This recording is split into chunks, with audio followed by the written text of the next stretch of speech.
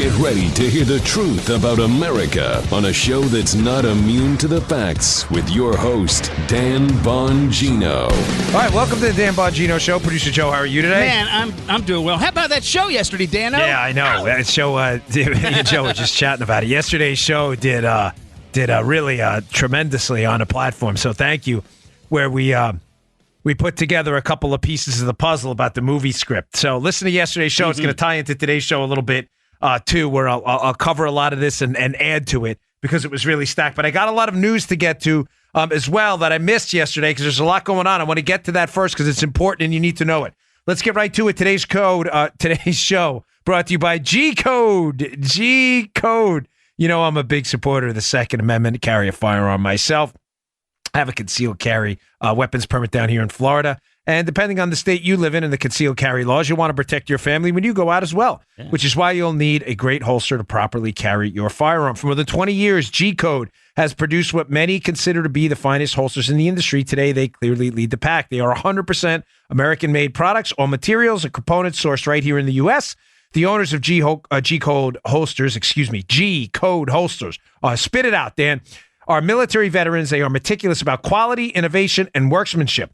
Excellence drives everything they do, and every product comes with a lifetime warranty. Whether you're military, law enforcement, or civilian, G-Code has a holster for you. Check out the all-new G-Code Phenom in the waistband holster. It's being hailed as a game changer for comfort and concealability. This is a must-have. Order online.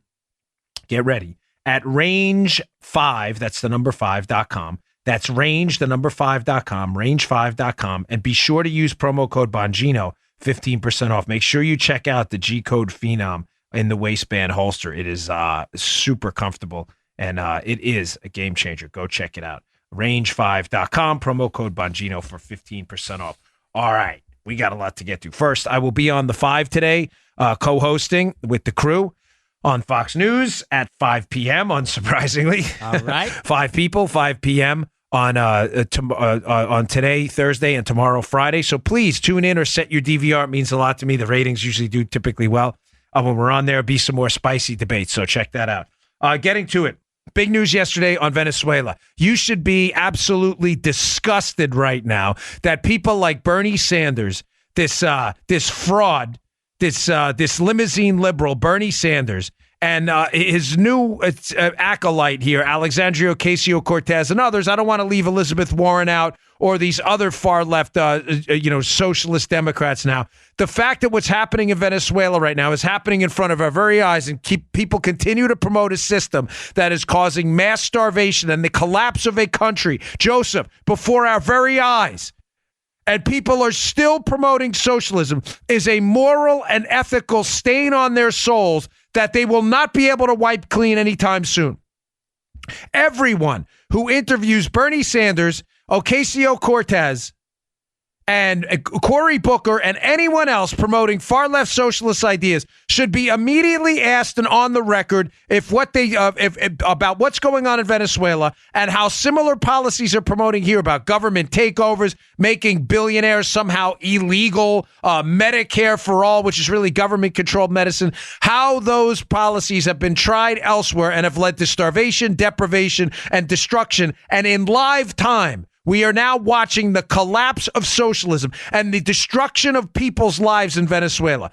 Salute, hat tip to President Trump for recognizing, let me say his name wrong, Juan Guaidó, as the new president of Venezuela, the president of the National Assembly. Nicolas Maduro is a fraud. He is a fake. He is a charlatan. He is a murderous tyrant. And good for President Trump for taking a stand and saying, Maduro, you are out. And he recognized the new president, who is the president of the National Assembly, as the only legitimate president right now of Venezuela. Good for him. People are gathering in the streets by the tens of thousands. We're in the streets by the tens of thousands in Venezuela. They've had enough. They've had enough of these central planners and socialist murderers. I want them on the record, all of them. Oh, we're not trying to follow that model. We're trying to follow the model of Denmark. They're not socialists, you idiots. Those are capitalist economies. Some of them that have lower tax rates, specific tax rates than we do. Socialism kills. Socialism is murder. Socialism is starvation and destruction. Socialism is the police state. You are watching this right now in live time. Open your eyes, Clockwork Orange style, and look at it. Watch it. Yeah, exactly. Wish we had this video. We will soon. Viddy. Want to make sure it's perfect. Yeah. I know Jeremy from the Daily Wire keeps tweeting me. Jeremy, we're trying to get it perfect. That's why. Open your eyes and watch.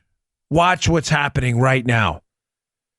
Venezuelans, middle-class Venezuelans losing in the average of 18 to 20 pounds because they're starving to death. Because central planners in government don't have the knowledge or capabilities to run businesses like business people actually invested in their businesses do. They are starving that place. A lot of other stuff going on. Michael Cohen is now retracting his offer to speak in front of a congressional committee on February 7th.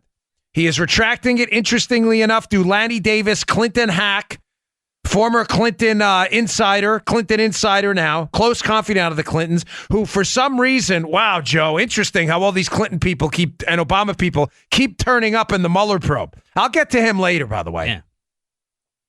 But Cohen is now pulling back his offer to testify in front of a congressional committee, citing the fact that he's been threatened by President Trump. A bold-faced lie. A total lie. Made up, fabrication, total nonsense, and untruth.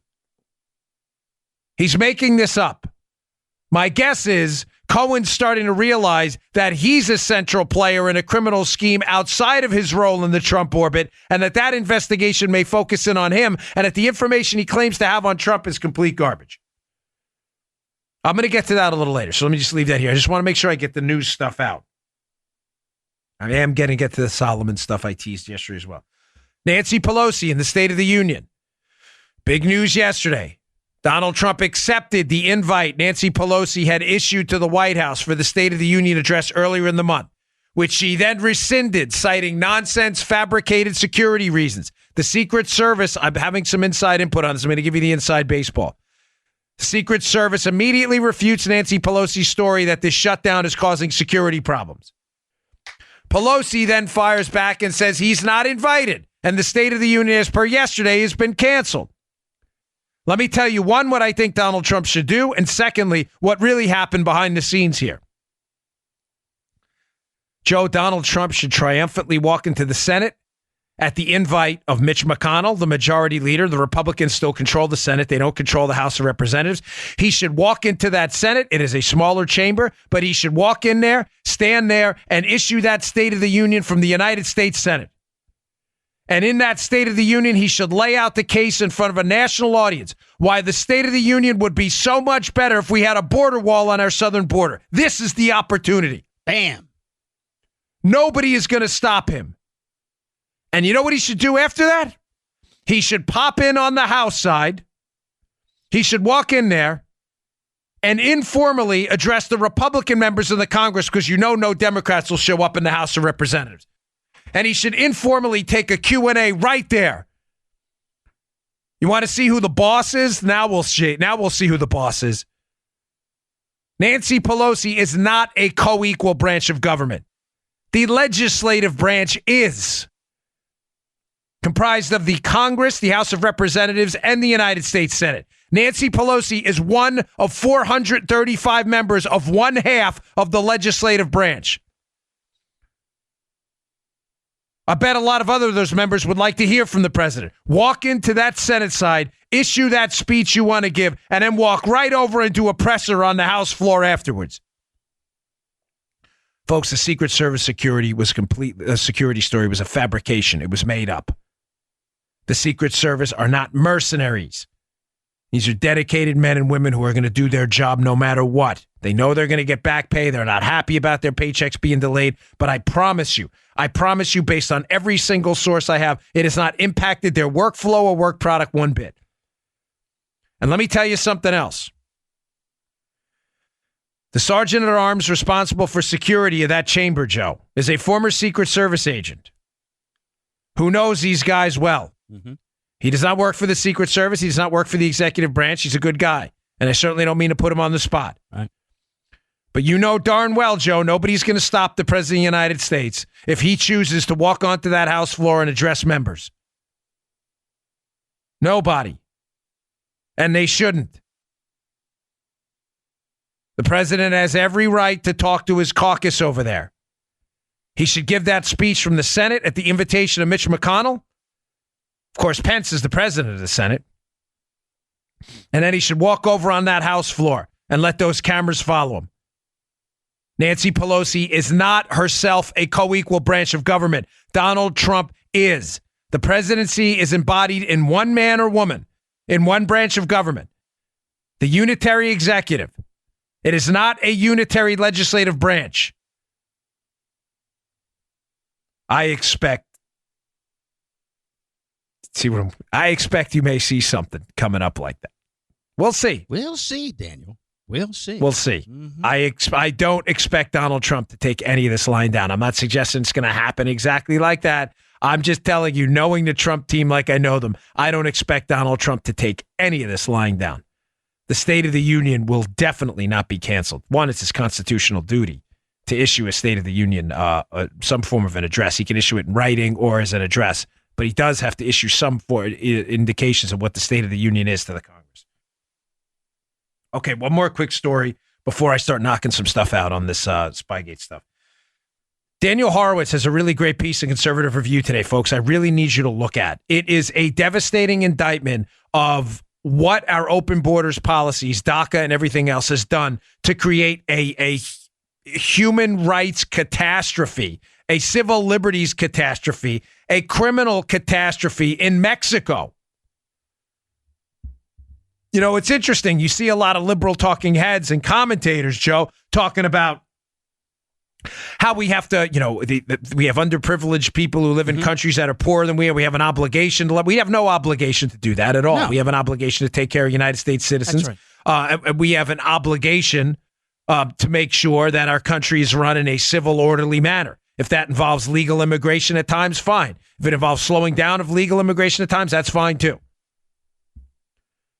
But there is a catastrophe happening in Mexico right now. Daniel Horowitz's piece of the Conservative Review, Joe. There were 33,341 murder investigations in Mexico last year. Oh, 33,000 murder investigations. Not 3,000, 33,000.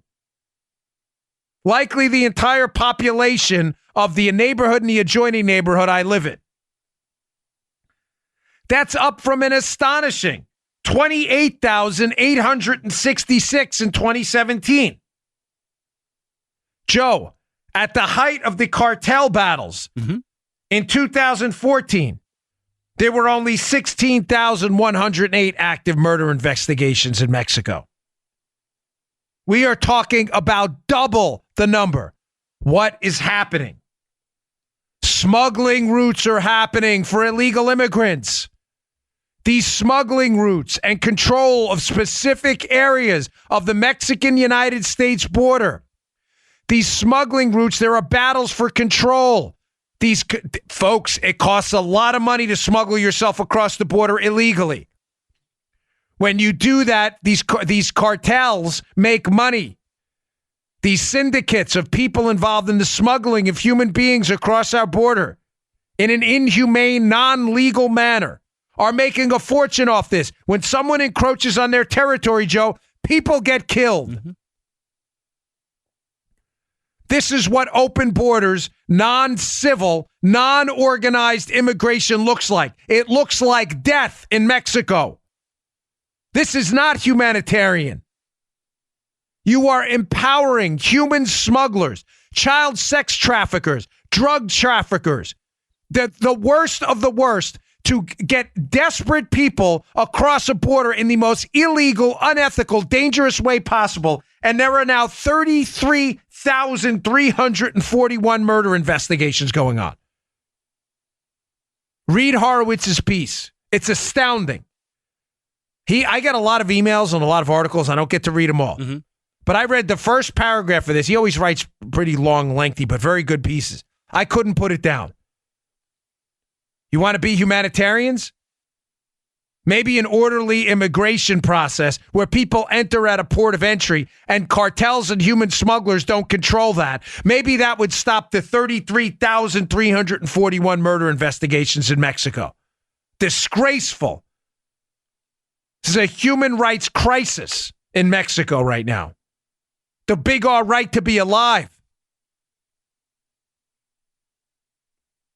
Well, you know what? Let me hit one more because I want to rock and roll to this. Have another story in the show notes. I don't want you to miss the news of the week. This is why. You're going to start hearing this poll. Get ready. Get ready for your liberal friends. Don't worry. I have the immediate point you can debunk them on. Don't you worry. Don't you worry. There was a poll out. Article up in the Hill. 56% of people polled, Joe, think Medicare for all is a good idea or prefer Medicare for all. Oh, bad socialism. It's winning. Medicare, which is government-run healthcare, basically. Rationed, cheap, low-quality, government-run medicine. That's what Medicare for all is. Make no mistake. Poll in the Hill, the liberals are now celebrating. 56% prefer Medicare for all. Oh, but did you continue to read the poll? There's always an asterisk, Joe. There's always a caveat. Right. Always a proviso somewhere in there. When you actually ask the question, would you prefer Medicare for all if you knew your taxes were going to go up? That number drops 20 points to 37%. Ain't that a kick in the asterisks? Yeah. It's always, all the information is always in the footnotes, isn't it? So when you're liberal, I just want to prepare you. This show is all about preparing you for these arguments you are going to have with your liberal buddies. Remember, you're never arguing with your liberal friends when you debate them. A lot of them have skulls 6 feet thick. You're arguing for the third party listening in. This happened to me at the Maryland State Fair when I was running for office. I sat there arguing with a liberal woman, school teacher, about school choice forever. All she did was yell, and all I did was make reason points. I did not break through one bit, but I kid you not, a person came up to me afterwards, a young gentleman, and said, I listened to that whole thing, and what you said made a lot of sense. You changed my mind. Remember, with liberals, you are rarely, if ever, debating them. You are debating them because there's a third person listening. When you come out with the facts and data and reasoned analysis, you look like the reasonable person while the snowflake social justice warriors scream their heads off. You are going to hear about this poll. Wow, 56% of Americans prefer Medicare for all. Really? Because when you tell them how much it costs, that's only 37%. Did you know that? No, you didn't. You forgot that part, didn't you? Ding, ding, ding, ding, ding. I'm sure I'll hear this from Chris Hahn Saturday night and Judge Janine about this poll. He never reads the asterisks. I like Chris personally, but he never knows what he's talking about.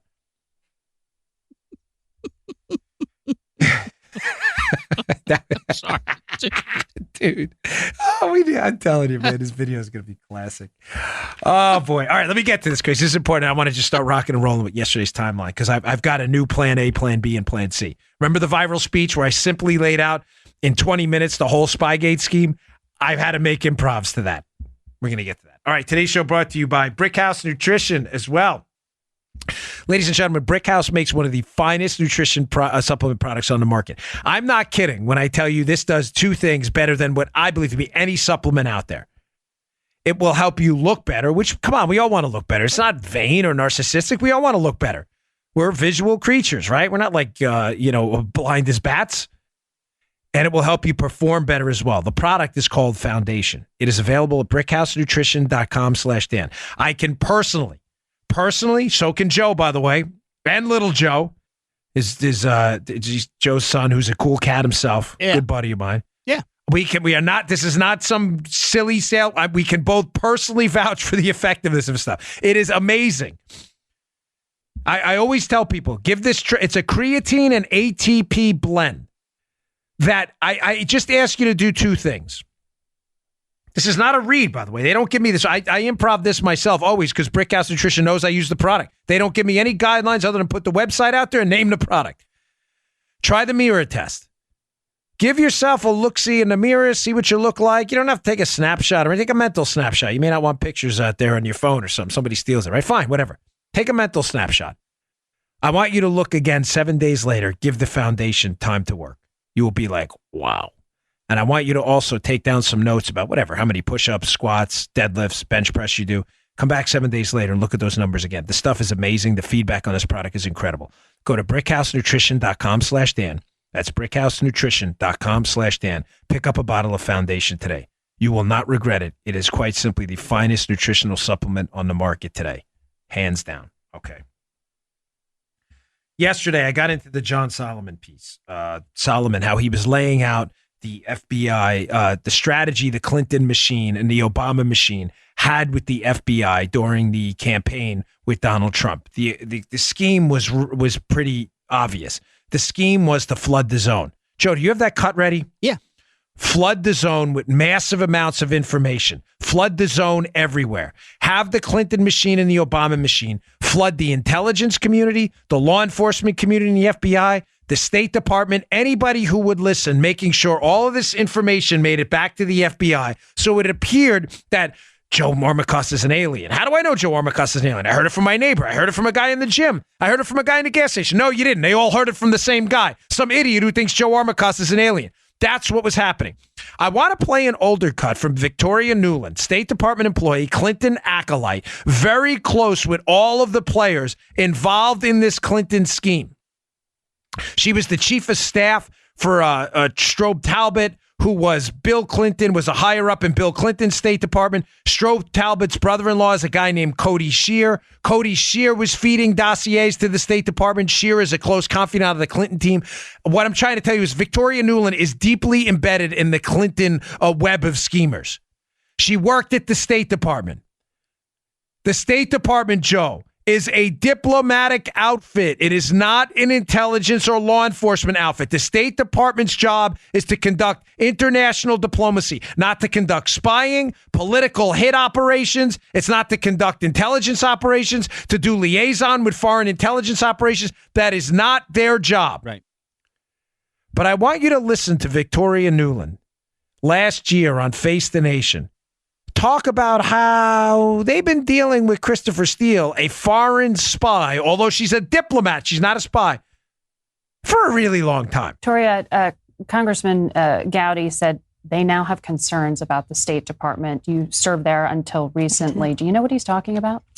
I don't. I look forward to hearing what he's talking about. I will tell you, though, Margaret, that during the Ukraine crisis in 2014 and 15, Chris Steele had a number of commercial clients who were asking him for reports on what was going on in Russia, what was going on in Ukraine, what was going on between them. Chris had a friend at the State Department, and he offered us that reporting free so that we could also benefit from it. It was one of, hundreds of sources that we were using to try to understand what was going on. Oh, really? Isn't that nice? So during the Ukraine crisis, you mean you said the same Ukraine crisis and the same players involved in the movie script from 2007, Manafort and his Ukraine connections and Rick Davis? Ew. You mean that guy?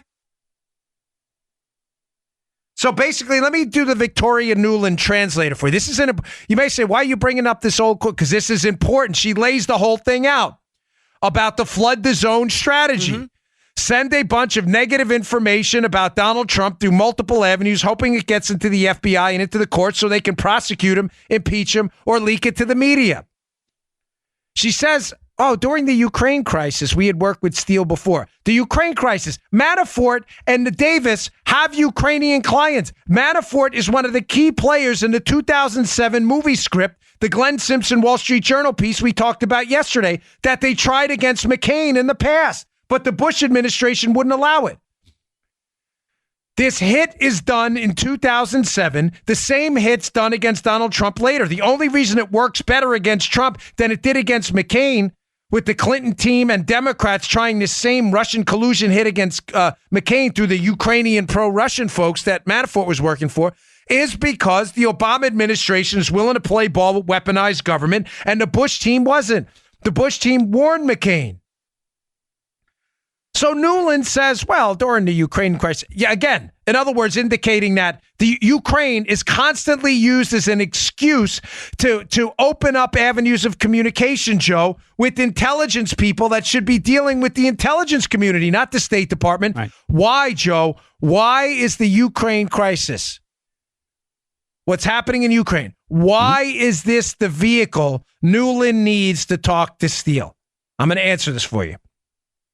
Guy got upset, by the way. They don't let you answer sometimes. It's good. He did. Yeah, but Joe, you're good, right? You know, Joe, Yeah. I know when, because Joe's doing a lot, folks. You got to understand, he's got a I'm computer cool. there. He's doing cuts. Sometimes he doesn't get to listen to the whole thing. The reason, Joe, Victoria Nuland needs the Ukraine crisis is because Ukraine is the connection to Manafort. Manafort's working for a pro-Russian Ukrainian. The same story they used against McCain. I can't say this enough.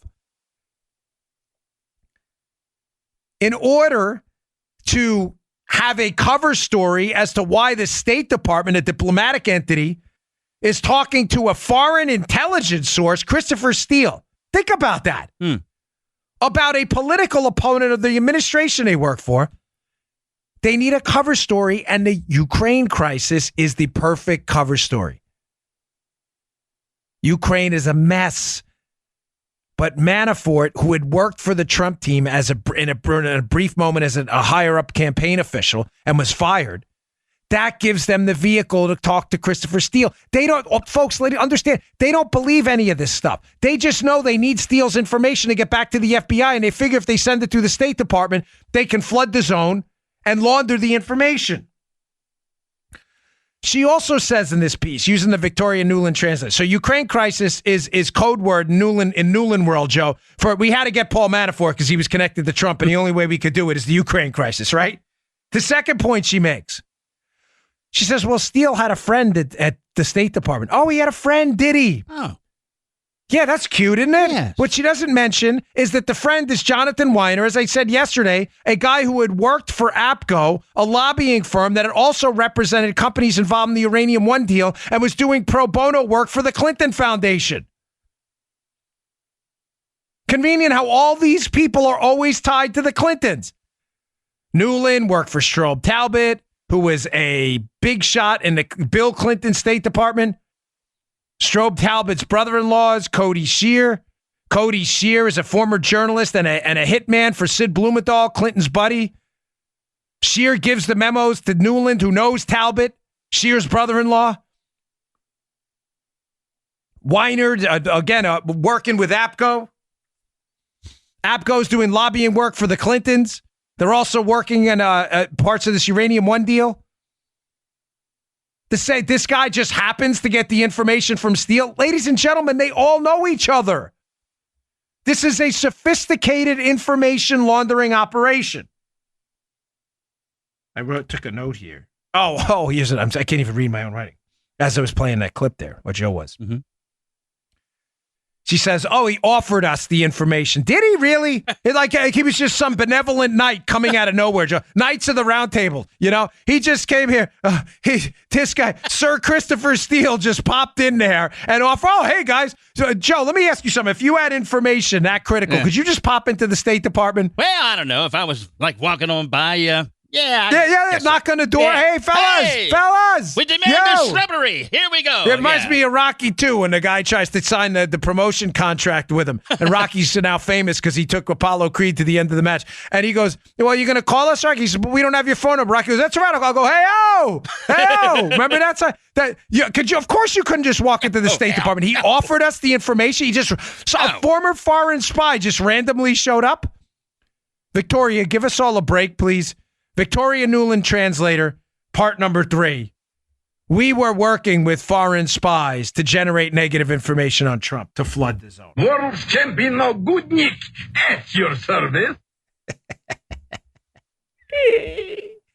Yes, we're uncovering this thing piece by piece. Let me tell you, this second book is going to be killer.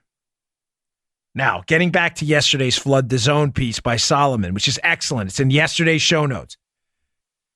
I covered point 1 yesterday, how information generated by the Clinton machine was being pushed everywhere generated in the middle of a wheel, out like spokes to the diameter of the wheel to various people, hoping it made its way back to the FBI. The first piece of information, Sussman, the lawyer for Perkins Coie, contacting Jim Baker, who seems to be confused, the law firm hired by the Clintons to get Fusion GPS to generate this fake dossier. Jim Baker, general counsel for the FBI, is confused. You have to ask him, Sussman, that is, why he decided to pick me. Really, Jim? Talked about that yesterday. Of course, Sussman went to the head of the FBI's general counsel. He wanted the information laundered to the top. I mentioned how he gave the information to Price Step and Stroke. The second point, on the exact same day, Jim Comey gives his July 5th speech, exonerating Hillary Clinton, but laying out devastating information. Christopher Steele, foreign spy, who Victoria Nuland was talking about, mysteriously meets with his FBI handler in London on the same day, giving him some of this information about Trump. Maybe an effort to change the narrative? Oh, all that information about Hillary that came out today during that Comey speech. We got to flip the script fast. Covered that yesterday, just kind of going over it again. Here we go. Point number 3. Steele in late July gives some of his same information to Jonathan Weiner. Again, from 2008 an employee. I don't want to get the dates wrong here, so forgive me. My writing's bad. It looks like 2008 to 2013. Working with APCO. We mentioned this before. Steele gives the information to Weiner, who Victoria Nuland is referencing in that sound cut there. Oh, he had a friend at the State Department. Oh, isn't that cute? A foreign spy had a friend at the State Department. July 30th, 2016. There's a meeting with Bruce Orr where the information's given to Bruce Orr and the investigation into Trump Crossfire Hurricane starts just days later. The information superhighway is real. The information laundering operation is real. Roughly the same time, Alexander Downer, the Australian diplomat in the United Kingdom, who meets with George Papadopoulos. And the allegations are that Papadopoulos mentioned something about the Russians having dirt on Hillary. That meeting, by the way, happens in May. But right around the July-August timeframe, Downer decides he's going to go to Elizabeth Dibble, the DCM, one of our embassy staff, and he's going to bring this information up about Papadopoulos to her, where it makes its way again, Joe, back to the FBI. Flood the zone. In September, Cody Shear, brother-in-law to Strobe Talbot, former high-ranking diplomat in the Clinton State Department, starts producing his own memos with Sid Blumenthal, noted Clinton hatchet man. Those memos make their way back into the State Department, too. Interestingly enough, Joe, some of the content of those dossiers seems to resemble a lot of what you see in the Christopher Steele dossier, which says to me it was never Christopher Steele's information. It was the Clinton machine the whole time. How about that? Christopher Steele was just a cog in the Clinton machine wheel. It's the same information. In August, right around the same time, John Brennan, who has had a briefing with Bob Hannigan from the British GCHQ at the, quote, director level, the equivalent of their NSA. John Brennan gives a briefing to Harry Reid, Democrat senator, up on the Hill. What does Reid do? Reid sends a letter to the FBI demanding an investigation. In that letter is information that was in the dossier, the same information in the Scheer memos, the Blumenthal memos, and likely the same information that was presented to Christopher Steele's FBI handler in London on the same day the Comey speech is given.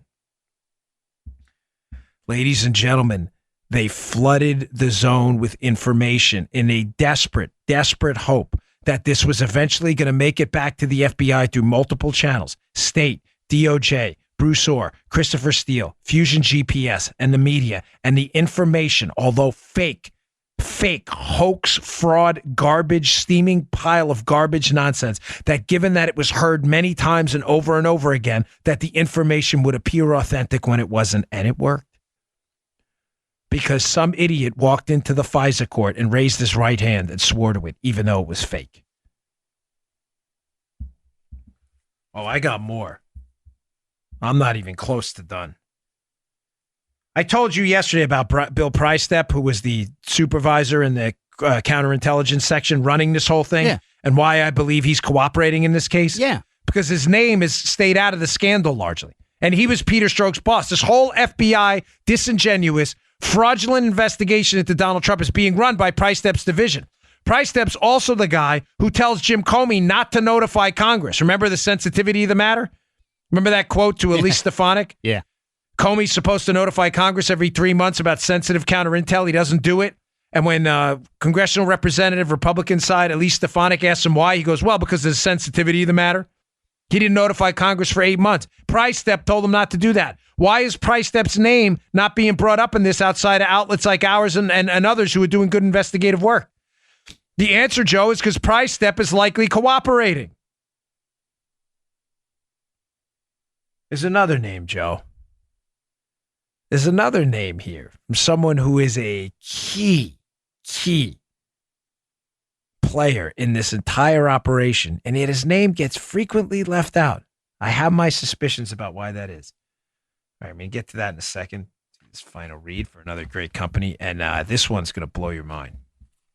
All right, today's show also brought to you by Morning Recovery. This stuff is great. I use this sparingly, winking or not.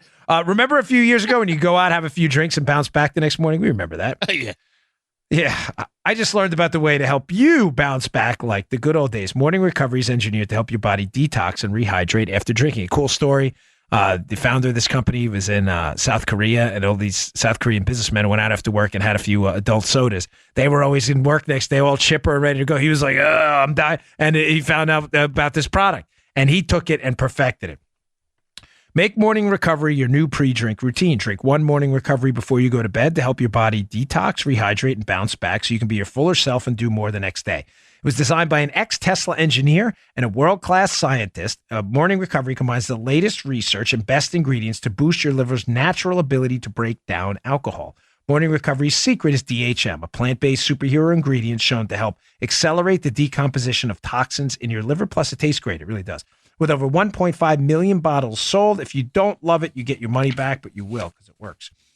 There's no reason not to try Morning Recovery, and they have a special deal for our listeners. Go to morningrecoverydrink.com/Dan.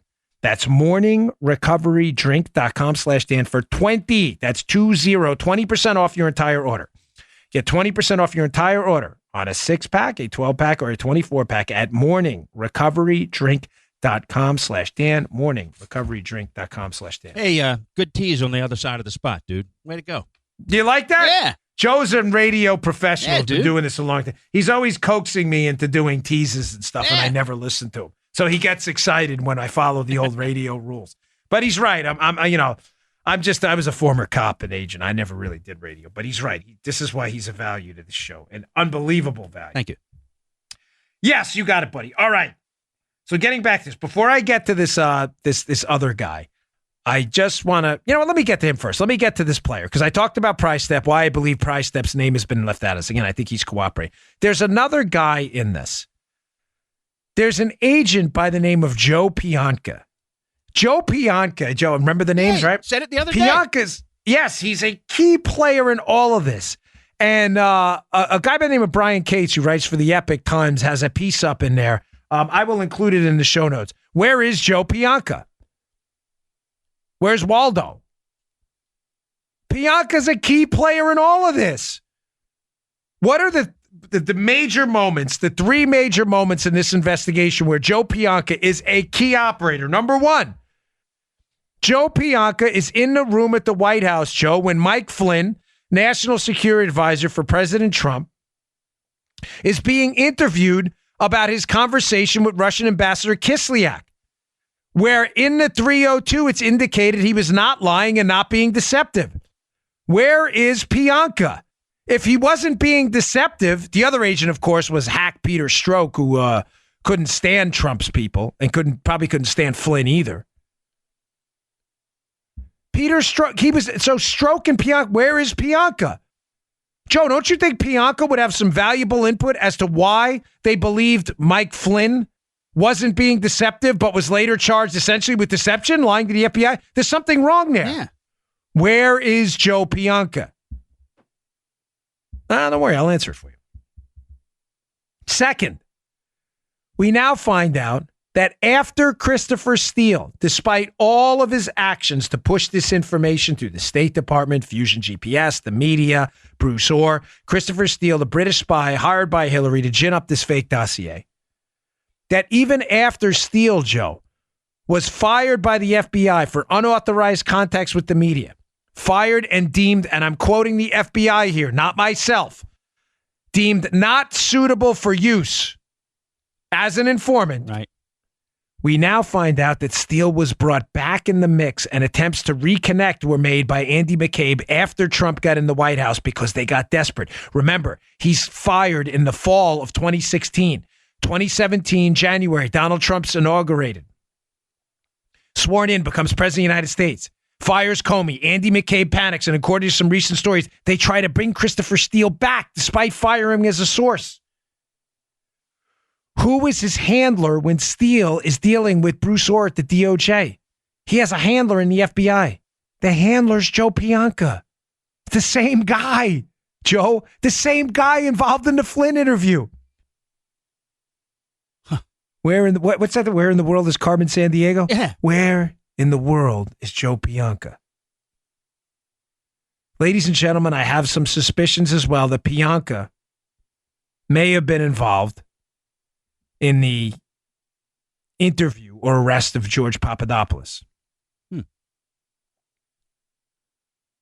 So these are two moments we know about, a potential third, where a key player seems to have entirely disappeared and escaped any media scrutiny at all, outside of people who are doing the real investigative work on seriously on Twitter and elsewhere. That's where you can get all your good stuff. My suspicion is just like Bill Priestep, Joe, that Joe Pianka is cooperating. Now, I can't say a lot more there, but my suspicions here are Pianka is giving up the cookies, that the cookie jar is open. And I say this not to... I'm dying here. I say this because when Pianka talks, if he talks, it is going to be devastating. Pianka knows everything. Pianka was intimately involved in this thing. Pianka knows all about the information laundering operation, the effort to flood the zone and the FBI with fake information. Likely knows a lot about the Papadopoulos scandal, the targeting of Papadopoulos, the targeting of Mike Flynn. Pianka knows this. This is important. Now, given all of this, I think if Pianka is cooperating now and this comes out, this could be an absolute nightmare for the FBI because one of their own, potentially in conjunction with Bill Priestep, is now an irrefutable, unimpeachable source as to the actual malfeasance that occurred within the FBI. And folks, please, I can't believe I'm still getting... Joe, I've explained this now. This is like that Social Security and death penalty show we did, where no matter how many times I explained it, I still kept getting emails. Yeah. I love when you email me. I do. But I hate getting emails about stuff I say the opposite of, and I get email. It drives me wild. I received 4 or 5 emails yesterday from people saying, Dan, are you saying the FBI were dummies? No, I'm not saying that. I'm telling you, someone in the FBI raised their right hand and swore to fake information in court they never verified. That is the malfeasance. Andy McCabe hated Trump. Peter Strzok hated Trump. Lisa Page hated Trump. I believe there were a lot of personal, vindictive, malicious motives for law enforcement people at the top of the FBI to attack Donald Trump. But that doesn't mean that the FBI wasn't snookered a bit too. I'm not suggesting that they get a pass on this. Not even close. The whole Spygate is an indictment of people at the FBI who screwed up. Comey's lies, McCabe's lies, McCabe's vicious targeting of Mike Flynn. This was all done intentionally. I am only suggesting to you that with regards to the information they handled atrociously, maliciously, and potentially criminally with leaks, that people tried to hose them too. That's all I'm saying. It is not an absolution of their guilt in this at all. Not even close. I mean, are you tracking, Joe, what I'm saying here? Because I keep getting emails like, what do you mean, Dan? The FBI, they weren't. That's not what I said. Well, the information didn't go through the rank and file. It didn't go through the rank and file. The Clinton machine flooded the zone at the FBI with an attempt to influence them, and people who hated Donald Trump and the FBI ran with it. Yeah. But there were likely efforts to keep the verification of the information to a minimum by the Clinton team, too. In other words, not naming sources directly. If you read the dossier, it's like Russian intelligence source number one. They never name names. They only name names on the Trump team and their Russian contacts, but never who the sources are. I'm simply suggesting the Clinton machine made it very difficult for hacks at the top of the FBI to even verify it, even if they wanted to, Joe, which they didn't, is what I'm getting at. Now, with all of this stuff coming together, it's time to do Plan A, Plan B, and Plan C over again. Now, if you listen to my viral speech on YouTube where I laid all of this out, I discussed how the Obama administration, it was really a three-part plan that intersected and overlapped at points, but just for the sake of simplicity, I called it Plan A, Plan B, and Plan C. Plan A was the Obama administration's efforts to spy on the Trump team and likely others, likely using unmasking techniques and the NSA database. How do we know that? Because Mike Rogers, former head of the NSA, found some disturbing patterns in the use of the NSA database, brought it to the attention of the FISA court, which did an audit and found an astonishing number of inquiries into the NSA database that were in violation of the rules. And not to mention the information, this is according to FISA court's own documents, was being shared with private contractors. I believe strongly that was information, political information the Obama team was trying to get out of the NSA database. I believe they were also doing it by unmasking. In other words, listening in on their phone calls, pretending they were targeting foreigners when they were really targeting their political opponents. When that plan collapsed, I believe they went to Plan B, which is the FISA court. The FISA court's to flood the zone. Flood the zone at the FBI, knowing the FBI is the only law enforcement entity that'll run with this because we have a bunch of people at the top who couldn't stand Trump, including Comey. Get the FISA court, and then, Joe, it's all legal. We don't have to use unmasking, although they did. And we don't have to use the NSA database. We can just spy on people legally because of the two-hop rule. Remember the two-hop rule? Yes, sir. Once you get a FISA warrant on Carter Page, you can hop to everyone he emails and calls and everyone they call, which really is the entire Trump team. They had to make it, air quotes, legal. Plan C is the cover-up after Trump wins the election, the mop-up job. Bob Mueller is the only guy who can cover this up. He's conveniently connected to all of these players. He is also conveniently the FBI director in 2007. The FBI director, Joe, when the original movie script about Russian collusion is used against John McCain. Mueller's not stupid. It's Mueller's FBI who's fully aware in 2007 that this Russian collusion fairy tale has been used against a Republican presidential candidate in the past, likely by the Clinton machine, notably John McCain in 2007. Listen, do not miss yesterday's show. Now, I say I had to kind of dust this off and rework this a little bit because I believe Plan A is a little different now. All right. The tools used in the Obama administration's initial plan to spy on the Trump team, I'm going to add something to it. I'm not sure, Joe, they were only spying on the Trump team. Nuland seems to be awfully confident, Joe, in that sound clip we played opening up at this segment, Victoria Nuland. this Clinton State Department official tied into all of this, that they've been doing this for a long time. He had friends in the State Department. We got the information. He didn't even charge us, Christopher Steele. Oh, wow. Isn't that great? Foreign spies not charging us for fake information. He shuttled into the FBI. Isn't that classic? So 2 changes to Plan A. Number 1, I think they were spying on a whole lot more than the Trump team. And what leads me to believe this? Joe, the spies are warring against Carter Page if you're going to target Page. Mm-hmm. However immoral and unethical, if you're going to create a scandal, a spy scandal, makes sense. Why? Because Carter Page already had contact with the FBI. Yeah. Carter Page had worked with the FBI as a source. I am not accusing Carter Page of anything. I want to be crystal clear. I'm definitely not accusing him of any criminality. I'm suggesting if you're going to open up a massive spying operation on your political opponent, it is probably best to do it with someone you're familiar with. You know, you can work with or work around.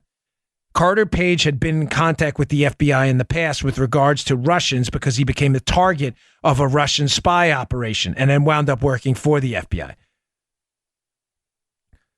I'm not saying it's right. I'm saying that if these hacks were going to do this, it made sense for them. Get in their heads, not mine. The targeting of Mike Flynn, Joe, makes all the sense in the world.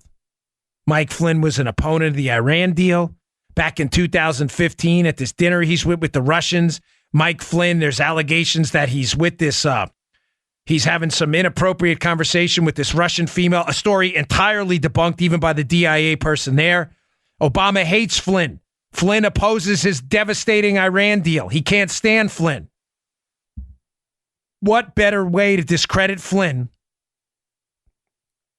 than to include him later in memos? Remember that show we did? How Flynn's name is included, but it's the only one not capitalized, like it was added at the last minute? Mm-hmm.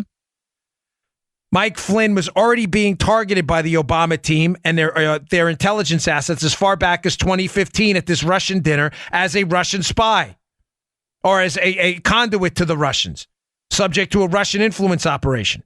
This is nonsense, but it makes sense if you're a hack looking to target people. But why target Papadopoulos? Joe, now I'm really going to put you on the spot because I know I have a because don't worry. The fact that I don't expect you to know this.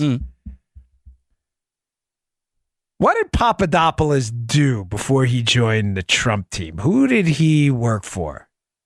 Let me give you a hint. You're from Maryland. Yeah. There was another presidential candidate from Maryland. He was a doctor. He's a brilliant guy. He worked at Hopkins. Did some amazing surgeries on infants. And he had a bit of a head. He confronted Obama at a prayer breakfast once. You know who that was? Yeah, Ben Carson. Mm-hmm. Yes, buddy. Yes. I'm sorry, poor guy, poor Joe. This guy's doing like a million things. Got to listen to. He thinks I think it's like Alex Trebek. What is Ben Carson? Who is Ben Carson? For 200.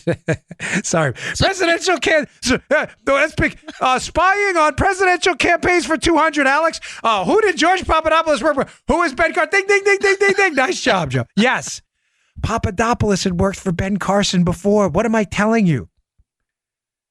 Folks, I think it's time we ask the question, was Papadopoulos the subject of an influence operation by our intel people, foreign intel partners, and an investigation by the FBI later, simply because they already had something going on Papadopoulos? Maybe because he was part of a prior campaign? Oh, and maybe they just weren't looking at the Trump team.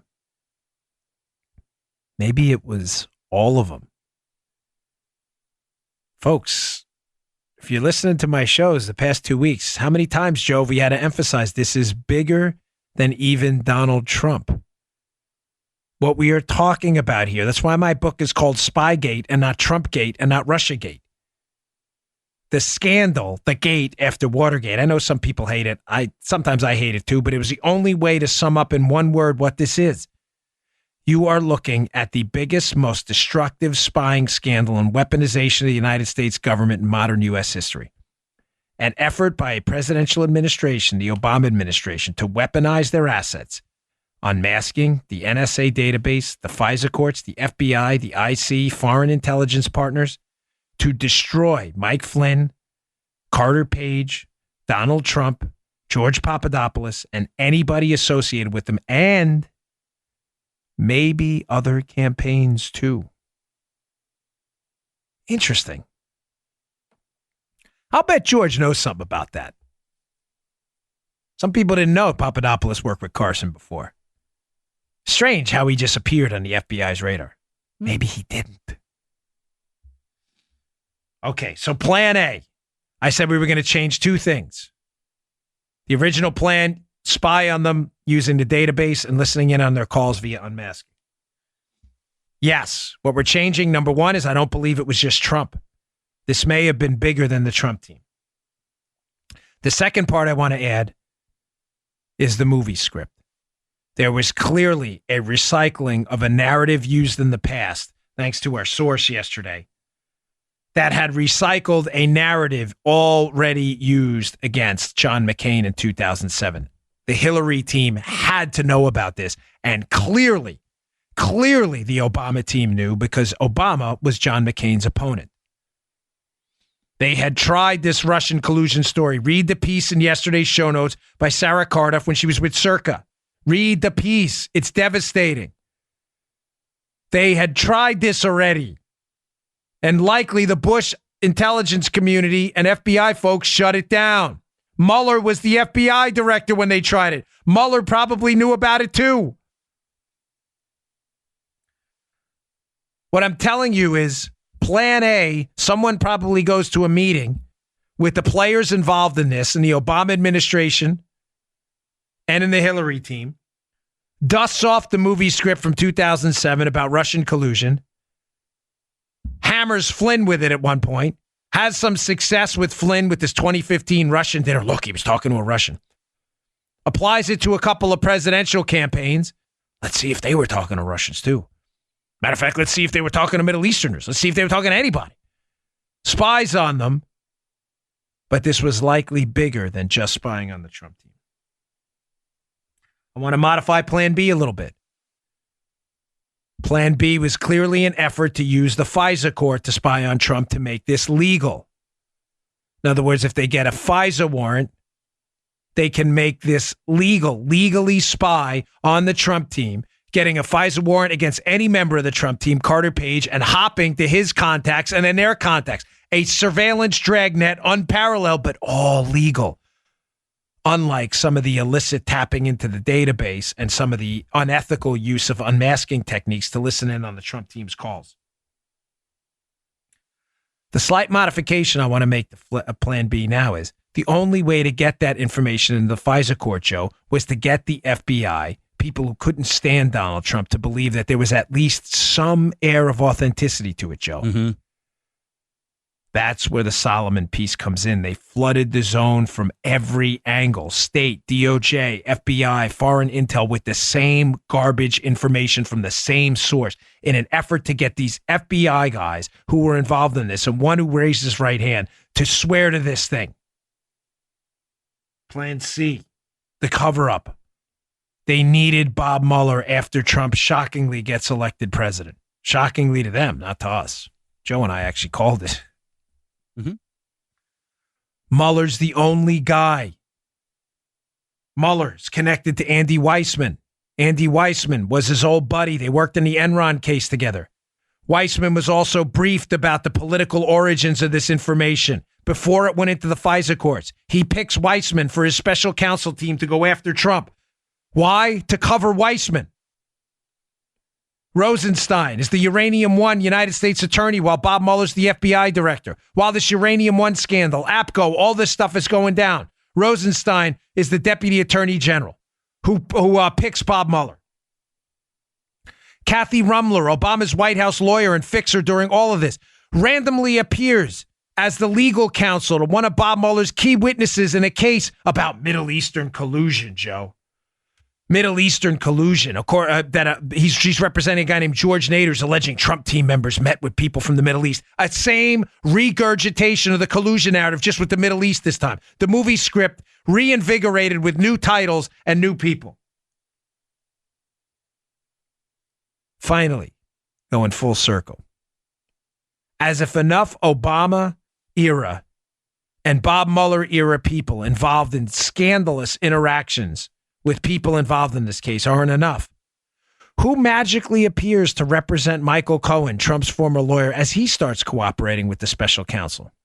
Lanny Davis, noted Clinton insider and hack, the very same guy who put out a PR statement yesterday saying, well, Michael Cohen's not going to testify, Cohen, former lawyer, not going to testify in front of Congress because Cohen's being threatened by Donald Trump. Who exactly is managing Michael Cohen now?